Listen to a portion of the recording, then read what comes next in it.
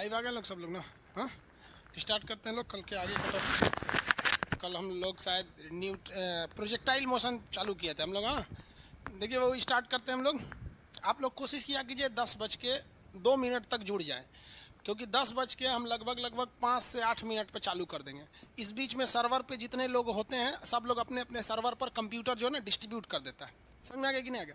होता क्या कि जितने लड़के आते हैं ना उसका 20% हर जगह धर डिस्ट्रीब्यूट करता है। इसलिए थोड़ा सा क्लास स्टार्ट होने के 3-4 मिनट बाद ही हम आते हैं। अब 2 लोगों को कन्फ्यूजन बड़ा दूर करते हैं। पहला नंबर कि मेरा कोई आज बर्थडे नहीं है। मेरा बर्थडे नहीं है रियल में यार, हमको पता ही नहीं है मेरा बर्थडे कब है। यार हम लोग जब जन्म लिए थे ना तो ये सब का फैशन ही नहीं था बर्थडे वगैरह। हो गया बर्थडे को, हमको नहीं पता कि मेरा बर्थडे कब है। ये है, और इतना तो पता है कि भैया मेरा बर्थडे तो इस महीने में है ही नहीं है, अब जून के किसी महीने में है। बस इतना पता है कि जून में हमारा जन्म तिथि है। अब मम्मी पापा को भी नहीं पता है। दूसरा लोगों का कहना है कि सर जब कोर्स आपका ख़त्म हो जाएगा तो ये वीडियो रहेंगे कि नहीं। एक बात बताओ बाबू, हमारा जो सर्वर जो है वो कितने लाख लड़कों को संभाल सकता है? 3 लाख। पता चला आप लोग का कोर्स ख़त्म हो गया है और फिर उसी चीज़ को इस पर रखे रहेंगे तो फिर नए लड़कों को कहाँ पढ़ाएंगे? लेकिन फिर भी कोर्स ख़त्म होने के लगभग 1 मंथ तक आपका वो चीज़ उस वहाँ पर पड़ा रहेगा। आपको कोई दिक्कत नहीं होगा। 1 मंथ के बाद वहाँ से हटा दिया जाएगा, क्योंकि जब आपका कोर्स, मान लीजिए जब आप ऑफलाइन क्लास में बैठ के पढ़ते हैं, आपका कोर्स ख़त्म हो जाता है, आप घर चले जाते हैं। अब आप वहीं बैठे रहेंगे तो नया लड़का का आपके खोपड़िया पर नहीं ना बैठाएगा आदमी। आते हैं, अब स्टार्ट करते हैं। और सब लोगों को गुड मॉर्निंग। कोई बर्थडे नहीं, ये अफवाह उड़ाया कौन? हाँ, पटना में एक ठो ऐसे अफवाह उड़ा दिया था कि खान सर का ब्याह हो गया है। अभी हुआ बाकी, अरे भैया अभी होना बाकी है। आगे देखो, न्यूटन साहब के हम लोग बात करते हैं तो न्यूटन साहब ने सबसे बड़ा परिभाषा दिया था, कई चीज़ों का दिया था। न्यूटन को तो फादर ऑफ फिजिक्स कहा जाता है। हर सेक्टर में इन्होंने, इलेक्ट्रिसिटी से लेकर आपका लाइट चैप्टर से लेकर हर जगह इनका महत्वपूर्ण योगदान है, इसलिए इन्हें फादर ऑफ फिजिक्स के नाम से जाना जाता है। चलिए भाई, आप लोग का कमेंट वगैरह आप देख लेते, थोड़ा बस कम।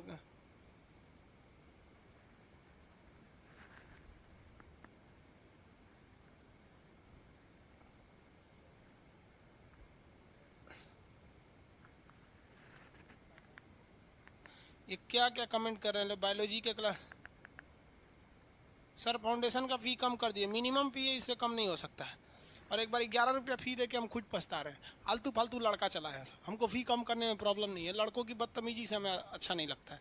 जो लड़का फ़ी देगा ना 500 रुपया, बदतमीजी नहीं करेगा। जो 11 रुपया देगा उसको क्या मतलब बनता है? 11 रुपया तो कोई भी दे सकता है। इसलिए फ़ी हम खुद परेशान हो गए, पहली बार पछता रहे हैं हम कम फ़ी करके। हम सोचे थे कि भाई जो गरीब बच्चे उनको प्रॉफिट होगा, लेकिन बदतमीज भी आ गए हैं उसी के साथ साथ। देखिए, हम लोग सबसे पहले देखते हैं बल की परिभाषा जो न्यूटन साहब के हिसाब से था। इसको इंग्लिश में कहा जाता है फोर्स। अब कमेंट छोड़ दीजिए आप लोग, यहाँ ध्यान से समझिए। फोर्स कहा जाता। नेट सही हुआ कि नहीं हुआ? हो गया? फ्लक्चुएट कर रहा था, थोड़ा बहुत फ्लक्चुएट कर रहा होगा। चलिए ध्यान दीजिए। तो जो फोर्स है वो एक तरह का क्या है, आपका धक्का देने को कहता है, यानी पुश करने को कहता है। और या तो फिर वो खींचने को खींचने वाला फोर्स है। और ये क्या करता है? यह एक प्रकार का प्रयत्न है। प्रयत्न मतलब क्या होता है? एक ट्राई करता है। क्या करता है? ट्राई करता है, यानी ये प्रयत्न है। प्रयत्न यानी कोशिश है। कोशिश मतलब बल एक ऐसा चीज है जो किसी भी चीज में ढकेलता है या फिर खींचने की कोशिश करता है।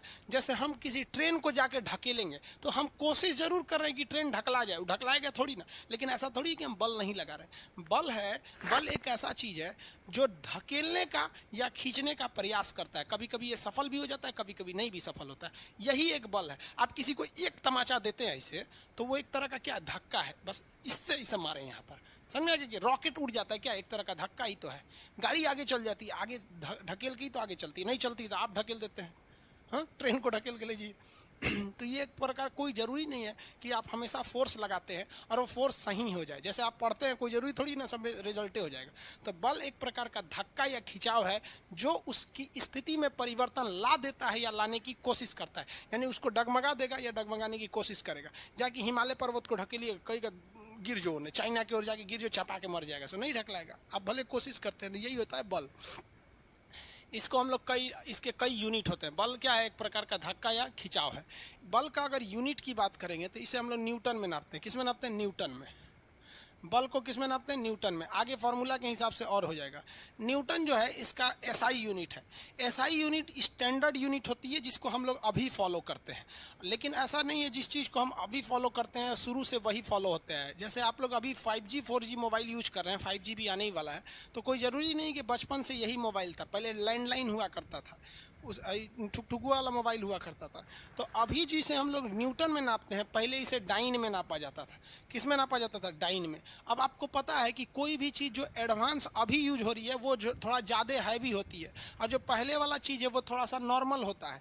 जैसे अभी का फ़ोन मोबाइल थोड़ा हैवी है, तो अभी का अगर एक मोबाइल की तुलना करेंगे, किसका? अभी वर्तमान में एक मोबाइल का तुलना करेंगे, तो पहले ज़माने के वो 5 मोबाइल के बराबर अकेले पावर रखता है। यानी आज से 10 साल पहले जो नोकिया वगैरह के मोबाइल हुआ करते थे, वो 5 ठो मिल के जितना काम करेंगे ना, अभी का एक के मोबाइल हुआ कर देता है। इंटरनेट, व्हाट्सअप, फेसबुक, ये वो दुनिया भर का मार देता है यहाँ पे ये। तो जितने भी चीज़ जो पहले थी, जिसे हम CGS पद्धति कहते हैं, जो पहले प्रयोग होता था, उससे लाख गुना तगड़ा अभी वाला है। इसका मतलब अभी वाला का कम चीज़ पहले वाले के ज़्यादा चीज़ के बराबर है। इसलिए कहा जाता है भाई कि 1 न्यूटन बराबर होता है 10 के पावर 5 डाइन। 10 के पावर 5 डाइन। 10 के पावर 5 डाइन का मतलब क्या होता है? 10 के पावर 5 मतलब 1 लाख। 10 के 5 को जीरो मैंने कौन सी होता है? 1 लाख। यानी पहले वाला जो यूनिट था 1 लाख मिलाइएगा ना, तो अभी के एगो न्यूटनवा का बराबरी करेगा। समझ में रहा है कि नहीं? ऐसे सेंस में समझिए ना, पहले के ज़माने का जो भी चीज़ें थी वो पुरानी थी, ज़्यादा चीज़ को रखेंगे तो नया के एक को बराबरी करेगा। पहले का अगर आप देखेंगे पहले कोई भी चीज़, मोटरसाइकिल वगैरह आती थी, ज़्यादा पावर का नहीं रहता था। अभी तो KTM ड्यूक कौन सा एगो को 50-50 लाख का मोटरसाइकिल आ गया है। तो अभी का जो एडवांस मोटरसाइकिल पहले के 5-6 गो के बराबरी अकेले कर लेता है। तो न्यूटन अभी भले नापते हैं, लेकिन इसका पुराना मात्रा क्या है? डाइन है। और डाइन बड़ा होगा कि न्यूटन, तो आप अपने से सोचिए, पुराना वाला चीज़ एडवांस होगा कि नया वाला? तो नया वाला एडवांस होगा। तो नया वाला को कम में रखेंगे तो पुरानका के बराबरी कर, ज़्यादा के बराबरी करेगा। तो 5 लाख डाइन बराबर एगो न्यूटन अकेले होता है। ये इसका मात्रक हो जाता है। किसके मात्रक होगा? बल के मात्रक होगा। समझ में आ रहा है कि नहीं आ रहा? क्या कह रहे हैं भैया ये? अभिषेक कुमार पांडे सर, मुझे स्टूडेंट की मदद करना सर, मुझे कुछ स्टूडेंट का मदद करना है। कैसे मदद करेंगे भाई? अब मैसेज किए होंगे तो देख लेंगे। अब अभिषेक जी हम देख लेंगे। अब पर ये स्टूडेंट्स की मदद करेंगे, खुद मदद खोज रहे हैं कि दूसरे का मदद करेंगे, पता नहीं क्या करें। पढ़ाई कीजिए भाई अभी। अब न्यूटन साहब ने कुछ परिभाषाएं दिया था, समीकरण नहीं दिया था। समीकरण तो गैलीलियो ने दिया था, तीनों समीकरण बताई दिए थे आपको। प्रोजेक्टाइल मोशन भी पढ़ा दिए थे। प्रोजेक्टाइल मोशन याद है कि नहीं याद? अगर हम कह देंगे H बराबर क्या होगा, कल पढ़ाए थे भाई, H बराबर क्या होगा प्रोजेक्टाइल मोशन में? H बराबर भाई हाइट मैक्सिमम रहना चाहिए, u², इसको भी sin स्क्वायर अपॉन 2g, है कि नहीं? यहाँ पर कह देंगे रेंज क्या होना चाहिए? रेंज हचाक से फेंकिए, यानी स्पीड भी रहना चाहिए। असाइन के जगह 2 गो थीटा, 2 थीटा, तभी ना 45 रखेंगे तो 90/g। कह देंगे कि भैया टाइम क्या होना है? t से टाइम, t से 2, 2u sin theta by g, 2u sin theta by g. याद है कि नहीं जी? ये सब भूलेगा लोग ना तो फेल होके आ जाएगा। इसका पाथ कैसा होता है? परवल है, पैराबोलिक पाथ होता है। प्रोजेक्टाइल का पाथ पैराबोलिक, पैराबोलिक माने उल्टा खांची। न्यूटन साहब का परिभाषा देखिए। न्यूटन ने बल इसके संबंधित 3 परिभाषाएं दिए थे। फर्स्ट जो परिभाषा है न्यूटन साहब का, न्यूटन का पहला नियम। न्यूटन का पहला नियम जो है, इसे हम लोग गैलीलियो का नियम कहते हैं। गैलीलियो का नियम कहते हैं, गैलीलियो का नियम। अब भैया बतिया तो बराबर हो गया, चाहे न्यूटन का नियम कहिए चाहे गैलीलियो का नियम कहिए, क्योंकि गैलीलियो ने पहले बताया था, उसी को न्यूटन ने थोड़ा अच्छा से बता दिया, वही हो गया गैलीलियो का नियम। अब ये दोनों ने मिलकर बताया क्या था? तो दोनों ने मिलकर बताया था किस चीज़ के बारे में? जड़त्व के बारे में। जड़त्व, इसको इंग्लिश में कहते हैं इनर्सिया। इनर्सिया कहते हैं। यानी ओवरऑल ये दोनों वैज्ञानिक के नाम है, ये चीज़ें काम की नहीं है। मेन है कि ये दोनों ने मिलकर इनर्सिया का परिभाषा दिया था, जड़त्व का परिभाषा दिया था। और पहले परिभाषा गैलीलियो ने दिया, बट उतना अच्छा से समझा नहीं पाया। बाद में परिभाषा दी न्यूटन साहब ने, जिन्होंने अच्छा से समझा दिया। इसलिए न्यूटन के पहले नियम को गैलीलियो का नियम कहते हैं। इसमें जड़त्वनी इनर्सिया को समझाया गया है, इसलिए इसे हम लोग जड़त्वनी इनर्सिया का नियम भी कहते हैं। अब यह हमारा मेन फोकस किस पे हो गया? इनर्सिया पर हो गया। समझा गया आगे? अभिषेक कुमार पांडे जी सुन लिए, आपको व्हाट्सएप पे मैसेज किए हैं, अब पढ़ाई छोड़ के नहीं ना देखेंगे। सर मुझे कुछ स्टूडेंट सब की मदद करना है, मैं आपको व्हाट्सएप किया हूँ। सर आप स्टूडेंट्स की क्या करेंगे, व्हाट्सएप पे देख लेंगे, वहाँ इंक्वायरी नंबर पे क्या व्हाट्सएप आया होगा देखेंगे। अब एक चीज़ को आप लोग 4-5 बार नहीं किया कीजिए। जड़त्व तो क्या होता है, इनर्सिया। इनर्सिया ये होता है, इनर्सिया को कहा जाता है जिद। जिद समझते हैं, ईगो। इनर्सिया को शॉर्ट भाषा में समझिए ईगो। ईगो समझते हैं, खिसिया जाएंगे। ईगो का मतलब है, मतलब हम जो करना चाहते हैं उसी को करने दीजिए। फिजिक्स में ईगो को क्या कहा जाता है, इनर्सिया। जैसे हम खड़े हैं तो खड़े रहेंगे, कहीं तो हमको ढकेल नहीं सकता है, और अगर हम चल रहे हैं तो तुम रोक नहीं सकता है। कहने का सेंस है कि हम जिस तरह हैं हमको वैसे छोड़ दो, चेंजिंग मत लाओ, उसी को हम इनर्सिया कहते हैं। क्या कहते हैं, इनर्सिया कहते हैं। जैसे ये बोतल है, ये क्या है, बोतल है। इस बोतल पे हम ऐसे पेन से मार रहे हैं इसको, देखिए गिर रहा है, नहीं गिर रहा है। इस पर इतना जोर जोर से मार रहे हैं, नहीं गिर रहा है। क्यों नहीं गिर रहा है, क्योंकि इसके अंदर एक ईगो भरा हुआ है, हम नहीं हटेंगे। क्या है, नहीं हटेंगे। तो ये जो फोर्स है, ये फोर्स, ये किससे हार मान जा रहा है। हम हाथ से तो इस पे मार रहे हैं, फोर्स लगा रहे हैं, लेकिन ये फोर्स हार मान जा रहा है। इस बोतल के अंदर की जो इनर्सिया है, किससे हार गया, इनर्सिया से हार गया। क्यों, क्योंकि इस, आप देखिए यही बोतलवा को अगर हम खाली कर दें तब नहीं, तब गिर जाएगा ये, तब क्या हो जाएगा, गिर जाएगा। तो अपने मन में एक सवाल लाइए कि सोचिए इसके अंदर पानी भरे तो इसका इनर्सिया बढ़ गया, अब पानी घटा दिए तो इनर्सिया घट गया। तो इसका मतलब इनर्सिया बढ़ता और घटता किस चीज़ पर है, मास पर डिपेंड करता है। किस पर डिपेंड करता है, मास पर। मास यानी द्रव्यमान, द्रव्यमान यानी मास पर डिपेंड करता है, डायरेक्टली प्रोपोर्शनल होता है जड़त्व के। जब भी ये दोनों ऊपर ऊपर रहते हैं ना, तो इसे कहा जाता है डायरेक्टली प्रोपोर्शनल। हाई जन ऐसे रहेगा ना, सीधे झांकेगा उसको तो समझ जाइएगा, हाई बढ़ेगा तो हाइयो बढ़ेगा, हाई घटेगा तो वो घटेगा। तो जड़त्व तो कहने का सेंस है कि कोई भी चीज़ को रोकने या चलाने में जो मेहनत लगता है उसे हम लोग क्या कहते हैं, जड़त्व कहते हैं। क्या कहते हैं, जड़त्व। अगर रुका है तो चलेगा नहीं, और चल रहा है तो जल्दी रुकेगा नहीं, इसी को क्या कहता है, जड़त्व कहा जाता है। अब जड़त्व जो होता है वो किस पे डिपेंड करता है, मास पर डिपेंड करता है। किस पर डिपेंड करेगा, मास पर। जैसे आप समझिए यहाँ एक ये ब्लॉक है, ये रुका हुआ है, और एक ये ब्लॉक है, ये यहाँ रुका हुआ है। अब आप बताइए, ये दोनों रुके हुए हैं सब। अब दोनों के अंदर कोई ना कोई ईगो होगा, दोनों चाहेंगे कि हम आगे नहीं बढ़ेंगे। लेकिन आप बताइए, इस दोनों के अंदर इनर्सिया है, हम इसको भी ढकेलेंगे तो ये भी नहीं जाएगा, इसको ढकेलेंगे तो ये भी आगे नहीं जाएगा। इन दोनों के अंदर इनर्सिया है, ए और बी दोनों के अंदर इनर्सिया है। किसके अंदर इनर्सिया ज़्यादा होगा, यानी किसको ढकेलने में ज़्यादा मेहनत लगेगा, किसे ढकेलने में ज़्यादा मेहनत लगेगा। आप जेन्युइन बोलेंगे कि सर बी को ढकेलने में ज़्यादा मेहनत लगेगा। एक्चुअली में आपने कैसे बता दिया, आप इनर्सिया तो बताएंगे ढकेल कर, चेक कर कर, लेकिन इनर्सिया ज़्यादा होता है किसमें, जिसका मास ज़्यादा होता है तब। किसका मास ज़्यादा होता है तब। समझ में आ गया, नहीं आ गया। इसका एक उल्टा एग्जाम्पल देखिए। इनर्सिया तो कहता है कि ढकेलने, रोकने के लिए भी इनर्सिया चाहिए। एक साइकिल वाला आ रहा है, क्या आ रहा है, साइकिल वाला आ रहा है, कोई साइकिल वाला आ रहा है, और एक ट्रक वाला है। क्या है, ट्रक वाला है। अगर साइकिल वाला आ रहा है, आपको उसको रोकना है तो हाथ से इसे ढकेल के रोक देंगे। क्या हो जाएगा, रोक देंगे, क्योंकि उसके अंदर भी इनर्सिया था, वो भी रुकना नहीं चाहेगा, वो भी आपको ढकेलेगा। तो लेकिन आप उसे क्या कर देंगे, रोक देंगे।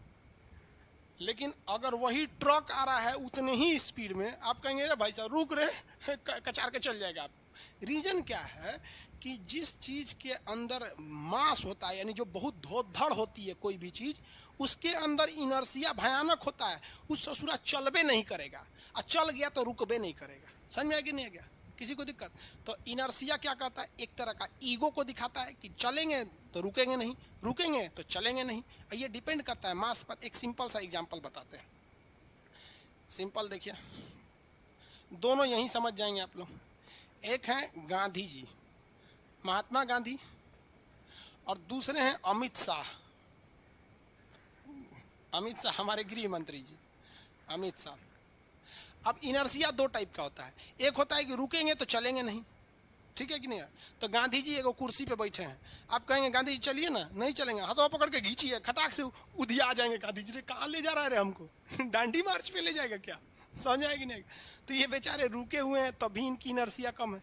और अमित शाह अगर कुर्सी पे बैठल है, आप खींचिएगा ना तो अपने आके गिर जाएगा वहाँ पे। अमित शाह कहेंगे कोई नहीं पगला, कहीं का हमारा खींच रहा है, हम हैं अकेले हिंदुस्तान हम खींच रहे हैं।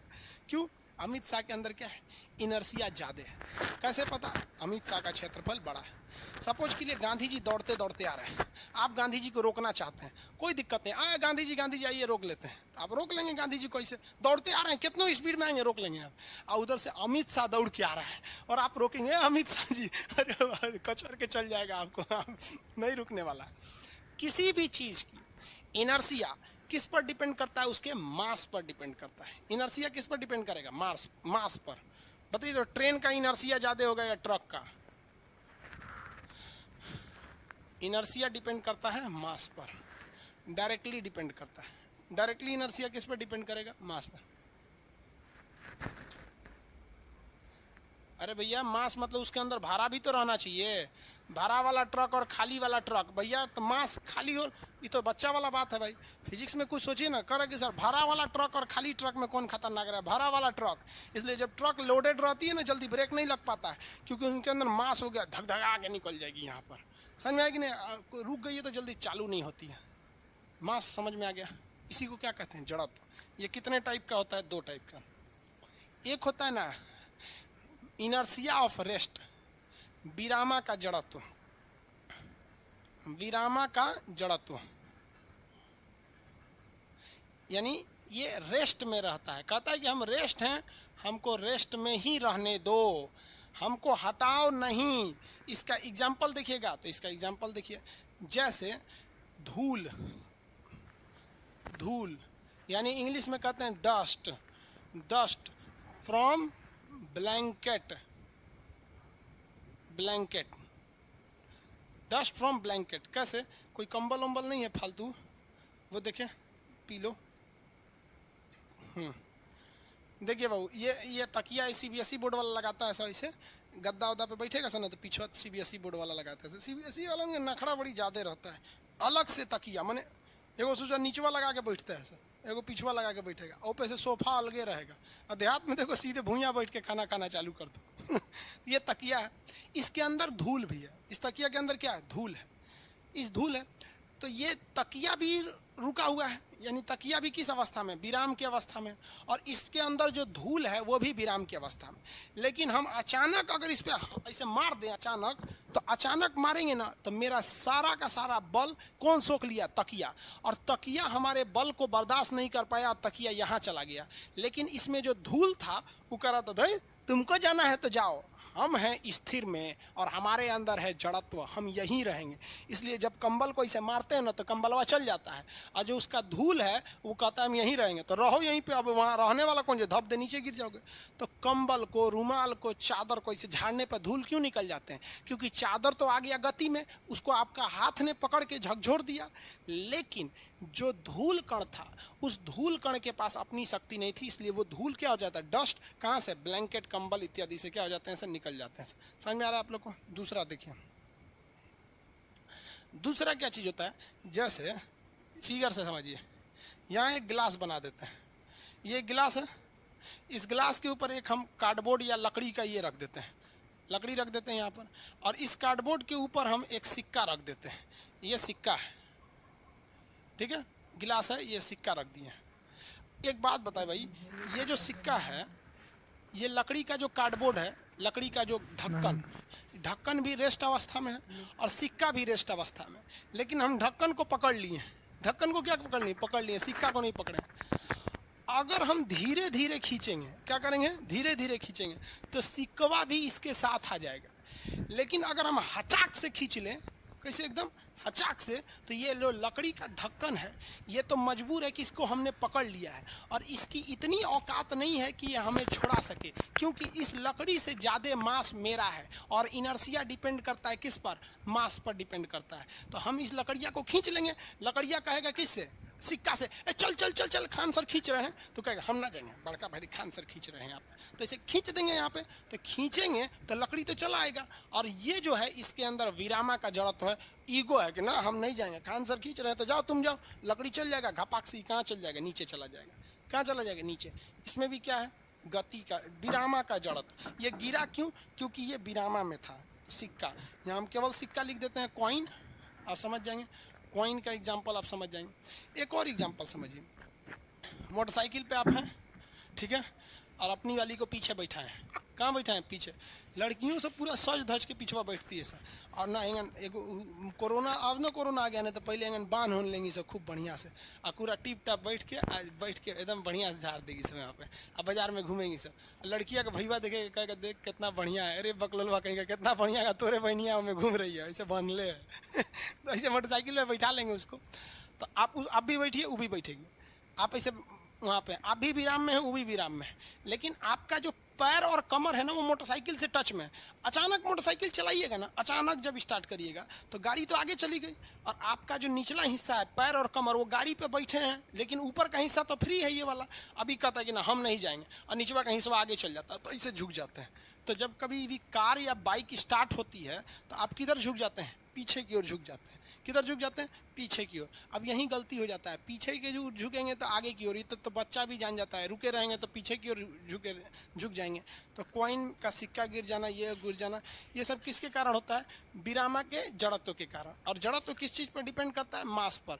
जिसका मास ज़्यादा उसके अंदर जड़त्व ज़्यादा है, जिसका मास कम उसका जड़त्व जो हो जाता है वो क्या हो जाता है? कम हो जाता है। समझ में आ गया कि नहीं आ गया? आगे बढ़े, चौथा एग्जाम्पल देख लेते हैं हम लोग।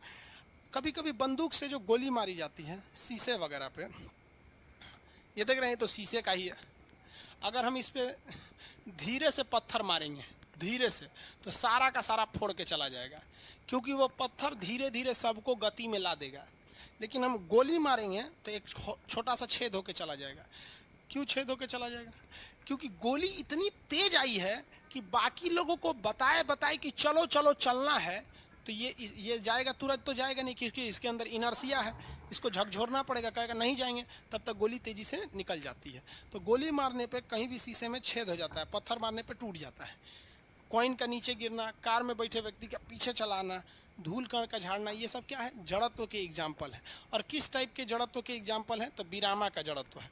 ऐसे ही आप लोग एक और जड़त्व समझ सकते हैं, गति का जड़त्व, मोशन वाला इनर्सिया, गति का जड़त्व। ये कैसा इनर्सिया भैया? मोशन वाला है। जैसे कोई भी चीज़ अगर मोशन में है तो रुकबे नहीं करेगी, क्या है? रुकेगी ही नहीं, मोशन के कारण वो रुकेगी नहीं। सेम एग्जांपल देखिए, कार में अगर आप बैठे हैं, कार में बैठ के आराम से कुछ खा पी रहे हैं, अचानक ब्रेक मारेगा ना, अचानक क्या करेगा? ब्रेक मारेगा तो गाड़िया तो रुक गई, गाड़ी क्या हो गया? रुक गया, क्योंकि ब्रेक गाड़ी को बता दिया कि रुकने वाले हैं, धड़ाक से रुक गया वहाँ पर, और आपको पता नहीं है, आपकी बॉडी भी गति कर रही थी, कार रुक गया है, लेकिन आपकी बॉडी कहेगी हम क्या लिए रुकेंगे, हैं जल यहाँ पे, हम क्या लिए रुकेंगे, हम जइबे करेंगे, मुंह हाथ फोड़ लीजिए आगे जाके। इसीलिए कहा जाता है सीट बेल्ट लगाओ, सीट बेल्ट, क्योंकि अगर आप अचानक गाड़ियाँ रोका ना तो आप आगे जाएंगे तो सीट बेल्ट में आपको रोक ले रहेगा, इधर रहो यहाँ पे सीट बेल्ट, तो आगे की ओर क्या।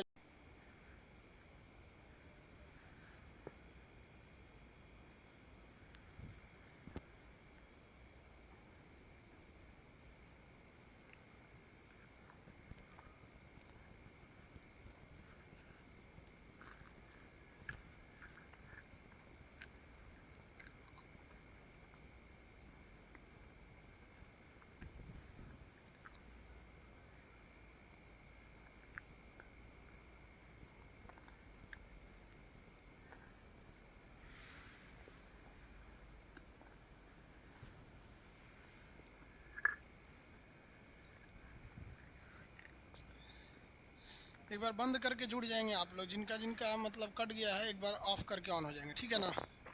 चलिए, कितने लोग आ गए देखिए फटाफट, लगभग आ गए लोग। एक बार जिनका कट गया ऑफ करके ऑन कर लेंगे, अपना एप्लीकेशन एक बार बंद करके ऑन कर लीजिएगा, सर्वर प्रॉब्लम हो जाता है बाबू। आप लोग भी कहें ये लोग कि काहे इतना प्रॉब्लम होता है बाबू, हम लोग भी जानबूझ के थोड़े नहीं खूब प्रॉब्लम करके बैठे हैं। यह देखिए यहाँ पे तो गति का जड़ तो आप देखें, गति का जड़ तो कहता है कि हम रुकेंगे नहीं, गति वाला जड़ तो क्या कहता है? हम रुकेंगे ही नहीं। किसी को दिक्कत है? इसमें दो एग्जाम्पल आप देखते होंगे, अगर कार अचानक रुक गई तो भी गिर जाती है, अगर कोई व्यक्ति दौड़ रहा है, क्या कर रहा है? दौड़ रहा है, खूब तेजी से दौड़ रहा है, अचानक रुकेगा ना तो भड़ाक से गिर जाएगा, क्योंकि कहता है जड़ तो कहता ही है कि तू जैसे है वैसे ही रहो, अगर दौड़ रहा है तो दौड़ते रहो, रुक कह रहा है रे। समझ में आ रहा है कि नहीं आ रहा है? किसी को कोई दिक्कत है? आगे बढ़े, किसी को कोई दिक्कत नहीं ना है? अब आप कहेंगे, सुनिए ध्यान से, इसी का एक एग्जाम्पल हो गया हाइपर लूप। क्या हो गया? Hyper loop. सुनिए, कहता है कि कोई वस्तु अगर गति में है तो गति में ही रहेगी। न्यूटन का पहला नियम समझिए। अब दोबारा जड़त्व तो आप समझ गए, किसी को कोई दिक्कत है क्या? क्या कह रहा है सब?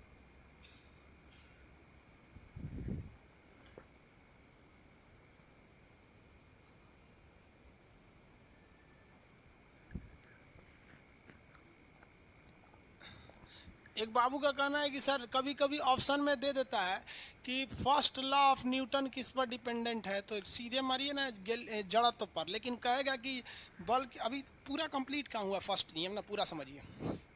First law of Newton, Newton का फर्स्ट लॉ किससे मैच करता है? ये मैच करता है गैलीलियो से। गैलीलियो से। और गैलीलियो ने किसकी, ये दोनों ने मिलकर किसके बारे में बताया था? जड़त्व के बारे में। किसके बारे में? जड़त्व। और जड़त्व डायरेक्टली डिपेंड करता है किस पर? मास पर। डायरेक्टली डिपेंड करेगा मास पर। जड़त्व कितने टाइप का होता है? दो टाइप का। एक होता है विरामा का, कि रुका है तो रुके ही रहेगा, और एक होता है गति का, कि हम चल दिए हैं तो चलते ही रहेंगे। इससे हमें न्यूटन के फर्स्ट नियम से हमें क्या मिलती है? बल की परिभाषा मिलती है, फोर्स का परिभाषा मिलता है। फोर्स का क्या होता है? परिभाषा मिलता है। अब आप कहेंगे सर फोर्स का परिभाषा कहाँ से मिला? आप तो फोर्स पहले ही बता दिए, बल व धक्का या खिंचाव है। सुनिए ध्यान से, यहाँ क्या कह रहा है कि अगर कोई चीज़ गति में है ना, अगर कोई चीज़ गति में है तो वो गति में ही रहेगी, रुकेगी ही नहीं। और अगर रुकती है, सुनिए ध्यान से, अगर रुकती है तो समझिएगा उस पर कोई ना कोई अलग से फोर्स लगाया गया है। देखिए, कोई चीज़ रुकी है तो ये तो समझ में आता है कि चलो भैया इस पे कोई फोर्स नहीं लग रहा है तो रुका हुआ है। लेकिन न्यूटन ने क्या कहा कि अगर कोई चीज़ गति में है तो वो गति में ही रहेगी, रुकेगी ही नहीं जब तक आप उस पर फोर्स ना लगाएं रोकने के लिए। जैसे साइकिल चला रहे हैं, आप पॉडिल मार के छोड़ दीजिए, आपको कई फोर्स काम करता है। चक्के के नीचे घर्षण काम करता है। चक्के के नीचे क्या काम करता है? घर्षण काम करता है। हवाओं का प्रेशर काम करता है। हवाएं अगर जिधर आप जा रहे हैं उधर मारेगा तो कोई दिक्कत नहीं, उल्टा मार दिया तो दिक्कत। दूसरा, ग्रेविटेशन फोर्स काम करता है, लेकिन ग्रेविटेशन फोर्स बहुत ज़्यादा पावरफुल नहीं होता है। मेन होता है फ्रिक्शन होता है और हवाओं का होता है। तो यही हो गया। इसी पर दिमाग लगाया इलोन मस्क। इलोन मस्क जो है इस बहुत खतरनाक आदमी, बहुत सोच समझदार आदमी, उसने एक दिमाग लगाया। उसने कहा कि न्यूटन ने जब कहा है कि कोई भी चीज़ रुकती कब है? जब तक हम उस पर एक्सटर्नल फोर्स नहीं लगाते हैं तब तक वो रुकती ही नहीं है। एक काम करते हैं, हम एक्सटर्नल फोर्स को ही क्या कर देते हैं? ख़त्म कर देते हैं। तो इसी का कंसेप्ट लगाएं किन्होंने? Elon Musk. और उन्होंने एक नया टाइप का ट्रेन बना दिया जिसे कहते हैं हाइपर लूप। क्या कहेंगे? Hyper loop. हाइपर लूप एक अलग टेक्नोलॉजी है जो इस जड़त्व के नियम को फॉलो नहीं करती है। इस जड़त्व के नियम को क्या नहीं करेगी? फॉलो नहीं करती है। यह है आपका हाइपर लूप। ये ट्यूब के जैसे होते हैं हाइपर लूप। ये नेट नहीं चल रहा है क्या इसमें? इस तरह से क्यों डाउनलोड हो रहा है? देखिए, इंडिया में भी हाइपर लूप बन रहा है। इंडिया में जो कंपनी बना रही है हाइपर लूप, उसका नाम है वर्जिन हाइपर लूप। वो कंपनी का नाम है क्योंकि इलोन मस्क की कंपनी के पास खाली टाइम था ही नहीं, बहुत ज़्यादा वो बिजी हो चुके थे। इसी सिद्धांत को क्या कहा गया? हाइपर लूप का सिद्धांत दिया गया। देखिए, हम इसमें आपको समझा देते हैं, इमेज में अच्छा समझ में आए। इसमें कभी जो हाइपर लूप ट्रेन चलेगी ना, उसमें ट्रेन कभी नहीं रहेगी, उसमें एक पॉट चलाया जाएगा। क्या चलाएगा? पॉट। देखिए पॉट क्या है? एक तरह का ये पाइप बनाया जाएगा। यहाँ दिख रहा है आपको? ये पाइप दिख रहा है? ये पाइप रहेगा। इस पर न्यूटन ने क्या कहा? कोई भी चीज़ को रोकने के लिए 3-4 चीज़ की ज़रूरत है। एक है फ्रिक्शन यानी घर्षण। घर्षण है यानी फ्रिक्शन है, फ्रिक्शन को ख़त्म कर दीजिए। दूसरा, एयर का ड्रैग है, हवा को ख़त्म कर दीजिए। और तीसरा है ग्रेविटी। ग्रेविटी, इसको ख़त्म कर दीजिए तो कोई भी चीज़ रुकबे नहीं करेगी, दंदना के चल जाएगी। तो इलोन मस्क ने इसी का दिमाग लगाया। उसने क्या किया? एक पाइप बनाया। ये क्या बनाया? पाइप। और आपको पता है कि जो चुंबक होता है ना, चुंबक, तो अगर चुंबक का दोनों ओर नॉर्थ रहेगा तो सटेगा ही नहीं। जैसे यहाँ पे भी एक नॉर्थ कर दीजिए, जैसे ये साउथ है और ये नॉर्थ है, और एक दूसरा चुंबक कर दीजिए, उसका साउथ इधर कर दीजिए, नॉर्थ इधर कर दीजिए, बस ये दोनों सटेंगे ही नहीं, हमेशा एक दूसरे से दूर रहेंगे। और जब एक दूसरे से दूर रहेंगे तो फ्रिक्शन का तो सवाल ही पैदा नहीं होता है। इसीलिए इस पॉट यानी इस ट्यूब के इधर वाली जो दीवार बनाई गई है वो मैग्नेट की बनाई गई है, और जो इसके अंदर जो ट्रेन चलेगी, ट्रेन, उसकी बाहरी दीवारें भी मैग्नेट की बनाई गई है। अतः ये दोनों मैग्नेट एकदम सेम पोल के हैं तो ये चारों ओर से कहीं पे भी उसमें टच में ही नहीं रहेगा, टच में रहने का सवाल ही पैदा नहीं होता है। तो सबसे पहले इलॉन मस्क ने क्या ख़त्म कर दिया, फ्रिक्शन ख़त्म कर दिया। लेकिन इसके अंदर हवा तो रहेगी, क्या रहेगी, हवा रहेगी, और इसमें ट्रेन नहीं चलेगी, एक ट्रेन की तरह एक तो बॉक्स चलेगा जिसमें एक बार में 30 से 40 लोग बैठेंगे, बस बराबर रहेगी। बाद में टेक्नोलॉजी धीरे धीरे आएगा तब। अब उन्होंने कहा कि भैया इसमें हवा तो रहेगा ही रहेगा, तो उन्होंने दिमाग लगाया, उन्होंने क्या किया, यहाँ पर जगह जगह से नीचे में कई जगह पे सेक्शन मोटर लगा दिया। वो क्या करता है, इस पाइप की सारे ऑक्सीजन हवा को खींच लेता है। अब कहेंगे तो मर जाएगा अंदर वाला, तो इस बॉक्स के अंदर ना ऑक्सीजन का एक अलग से ट्यूब दिया गया है। बॉक्स के अंदर क्या होता है, ऑक्सीजन दिया गया बॉक्स के अंदर। ये बॉक्स के अंदर ऑक्सीजन उतना रहता है जो अंदर के लोगों को प्रोवाइड कर दे, बाकी पूरे इस पाइप में कहीं पे भी ऑक्सीजन नहीं रहता है, खींच लिया जाता है। अगर ऑक्सीजन खींच लेंगे तो एयर का ड्रैग क्या हो जाएगा, खत्म हो जाएगा, एयर ड्रैग क्या हो जाएगा, खत्म हो जाएगा। अब इस पर केवल काम करेगी ग्रेविटी, और ग्रेविटी फोर्स उतना खतरनाक होता नहीं है, उतना भी खतरनाक ग्रेविटी नहीं होता है, जिस वजह से इसमें एकदम सस्ता के रूप, एकदम सस्ता चला देंगे आप गाड़ी, कुछ उसमें ज़रूरतें नहीं है। देखिए दिख रहा है आपको, ये अंदर वाला एक तो पॉट है, अंदर पॉट है। ये इंडिया में मुंबई से पुणे के बीच में क्या चल रहा है, हाइपरलूप चलने वाला है। वो कंपनी का नाम है वर्जिन हाइपरलूप। देखिए ये इंडिया का झंडा है। ट्रेन कैसे रहेगी, इस पॉट में भर दिया जाएगा और यहाँ से बंद कर दिया जाएगा। पॉट में क्या कर दिया जाएगा, ट्रेन को भर दिया जाएगा और बंद कर दिया जाएगा। यहाँ आपको मोटर दिख रहे होंगे सब, ये बड़े बड़े टाइप के मोटर लगे हैं और ये पाइप लगा हुआ है। ये क्या करेगा ना, जब ये खुलेगा तो इसमें तो एयर भर जाएगा, जगह जगह से उस एयर को क्या कर लिया जाएगा, खींच लिया जाएगा और इसको इसमें भर दिया जाएगा। भर दिए, अब ये दीवार से टच नहीं होगा क्योंकि ये भी मैग्नेट, ये भी मैग्नेट, घर्षण का काम खत्म हो गया, हवा खींच दिया यहाँ पे हो गया। अब इसमें एक छोटा सा इंजन लगा रहा है जो इसको एक बार पुश कर देगा, ढकेल देगा, जहाज से भी तेज गति से चला जाएगा। मुंबई से पुणे 15 मिनट में, जहाज से लगता है आपका 40 मिनट, हो गया यहाँ से खटाक।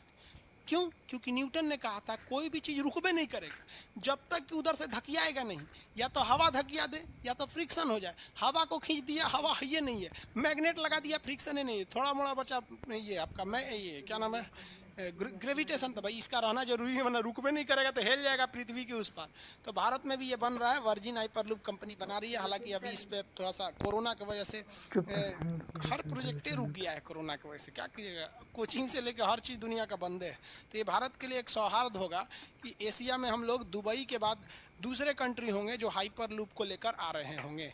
हाइपरलूप का कंसेप्ट समझ में आ गया आप लोग को, न्यूटन साहब को समझ में आ गया।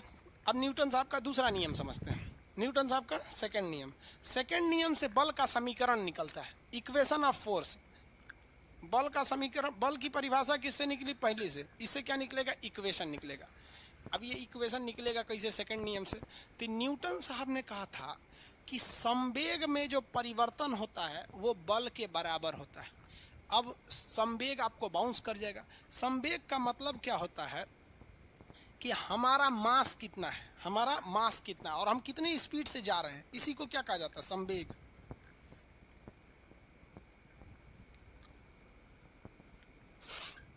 सॉरी, संवेग, संवेग का मतलब, संवेग P बराबर होता है m इंटू वी, P बराबर m इंटू वी। यानी हमारा मास, जैसे हम 60 kg के हैं और 20 के स्पीड से कहीं दौड़ रहे हैं, तो 60 गुणे 20, 6 दूनी 12 और 2 0 रख दीजिए, हमारा संवेग कितना हो गया, 1200 हो गया। तो संवेग कोई बहुत बड़ा चीज़ नहीं होती है। संवेग क्या होता है, किसी चीज़ के मास में हो जाता है। अब आपको भी पता है भैया, मास तो चेंज होगा नहीं, भले चेंज होगा तो हमारा स्पीड होगा। 20 के जगह 30 दौड़ जाए, 40 दौड़ सकता है। ऐसा थोड़ी है कि 9 बजे हम 60 kg के, 10 बजे 3 kg के, ऐसे हो जाएगा। फुलौना है, फुला के बढ़ा दीजिए, घटा दीजिए, मास चेंज नहीं होता है तब तक जब तक आपका कहीं टूट फूट से एक्सीडेंट नहीं हो। पता चला हमारा दोनों हथवा काट दीजिए, हो जाएंगे तुरंत 50 kg के। आगे बढ़े। अब ये न्यूटन साहब ने कह क्या दिया, न्यूटन साहब ने कहा कि जो संवेग होता है इसी के हेल्प से हम फोर्स का इक्वेशन निकाल सकते हैं।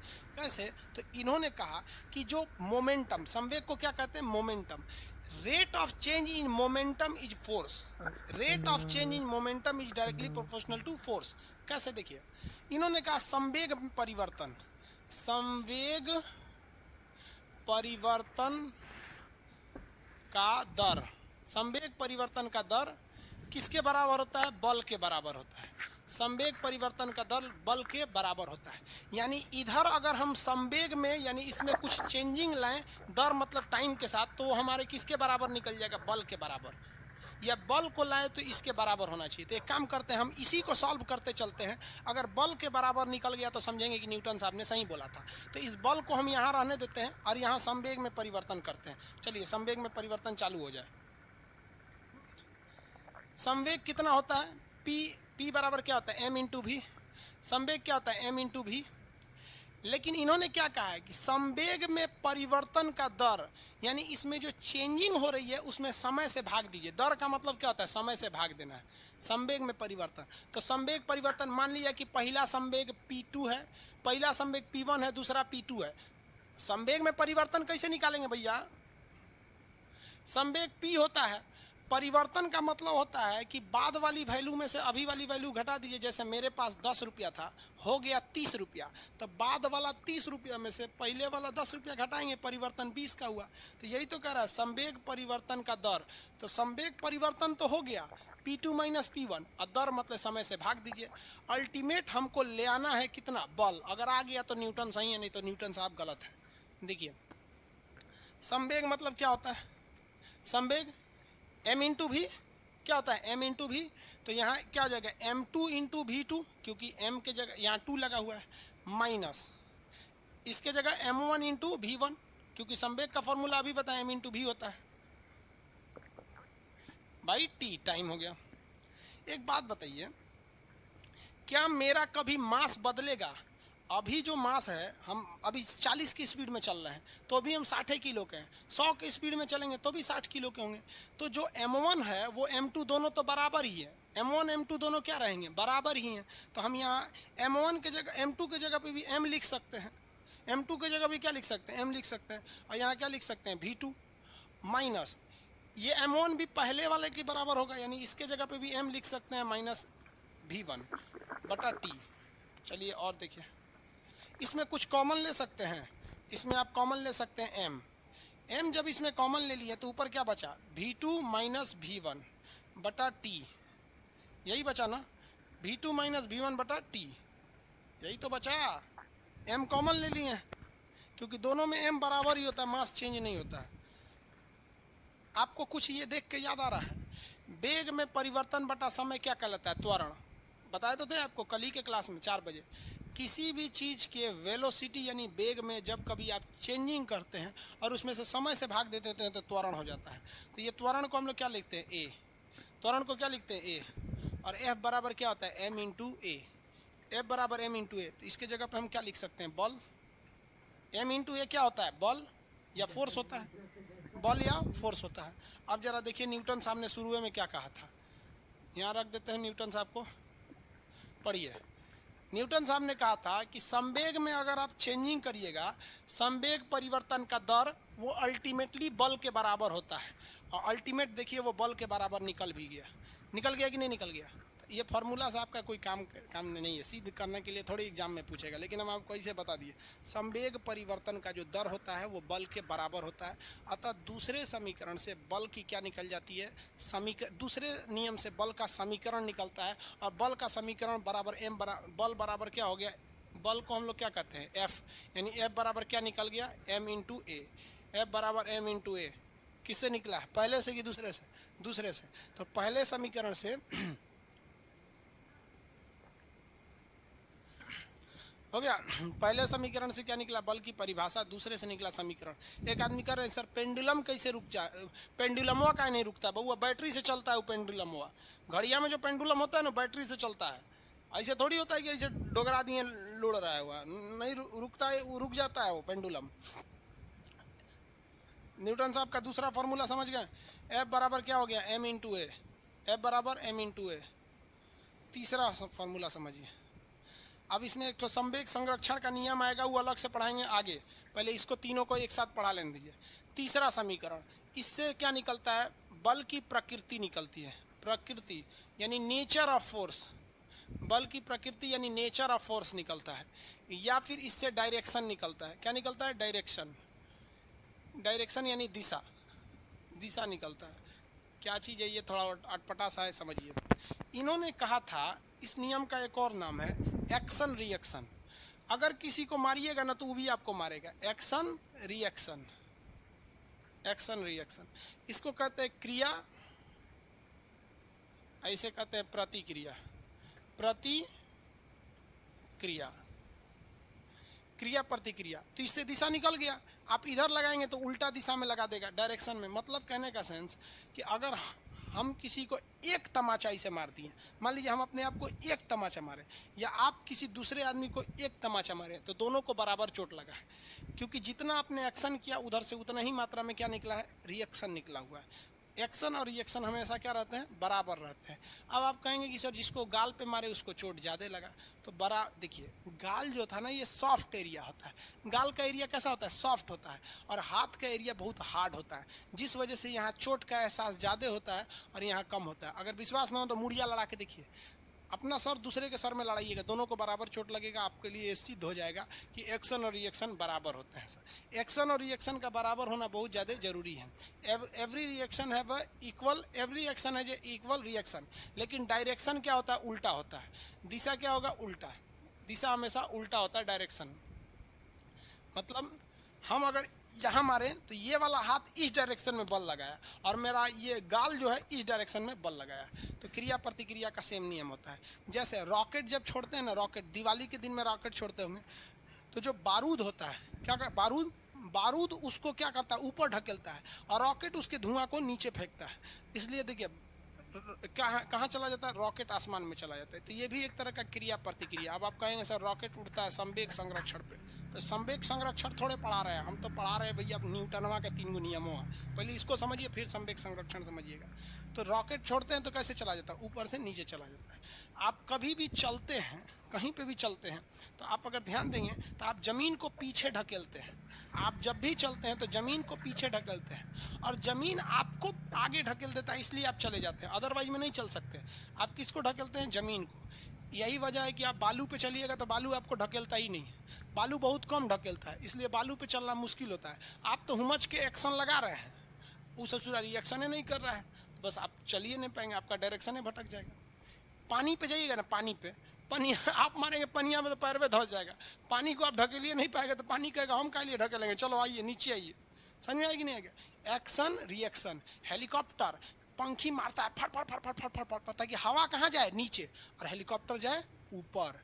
पक्षी क्या करता है, मार एक्शन, एक्शन जानता है, एक्शन मारेंगे तो क्या हो जाएगा, रिएक्शन हो जाएगा।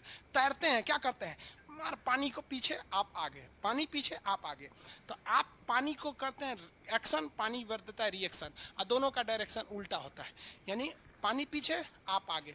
पक्षी हवा को मारता है नीचे, पक्षी ऊपर। हेलीकॉप्टर हवा मारेगा नीचे, हेलीकॉप्टर ऊपर। समझ में आ गया कि नहीं, एक्शन और रिएक्शन। हवाई जहाज, उसका जो प्रोपेलर होता है वो हवा को पीछे फेंकता है, हवाई जहाज आगे चला जाता है। गाड़ी चक्का जमीन पीछे फेंकता है, वो आगे चला जाता है। तो किसी भी चीज़ का एक्शन का, हर एक एक्शन का एक क्या होता है, रिएक्शन होता है।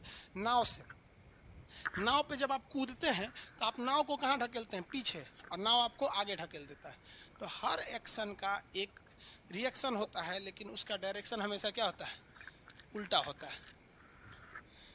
आदित्य शर्मा जी कह रहे हैं सर स्क्रीन का पीडीएफ दे दीजिए, स्क्रीन पीडीएफ दे दीजिए।